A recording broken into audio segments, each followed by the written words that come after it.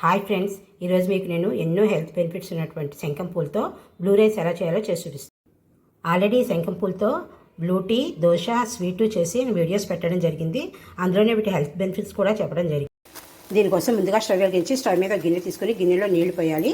నీళ్లు బాగా బాయిల్ అవుతున్నప్పుడు మనం శుభ్రంగా కడిగి పెట్టుకున్నటువంటి ఈ శంఖం పూలు ఇందులో వేసేసి ఒకసారి బాగా కలపాలి. కలిపేసిన తర్వాత స్టవ్ ఆఫ్ చేసేసి వాటి మీద ఒక మూత పెట్టేసి ఒక 10 మినిట్స్ పక్కన పెట్టి ఉంచితే వాటర్లో కలర్ అంతా 10 మినిట్స్ తర్వాత ఈ వాటర్ ఫిల్టర్ చేసేసుకుని పక్కన పెట్టి ఇలా వాటర్ ఫిల్టర్ చేసుకోవాలి.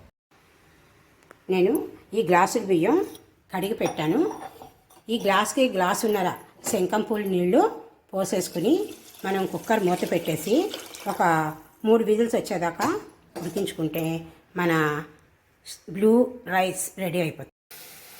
ఫ్రెండ్స్, ఇలా బ్లూ రైస్ రెడీ అయిపోయింది. దీన్ని మనం సర్వ్ చేసుకోవాలి. ఫ్రెండ్స్, చూశారు కదా బ్లూ రైస్ ఎలా తయారు చేయాలో. దీన్ని నేను బీరకాయ పప్పు, గుత్తొంకాయ కూర, నెయ్యి, చిన్న పాపడ్స్, చల్లమిరపకాయలతో సర్వ్ చేసుకుంటున్నాను. సో మీకు అందరికీ వీడియో నచ్చితే లైక్ చేయండి, షేర్ చేయండి. Thank you for watching this video.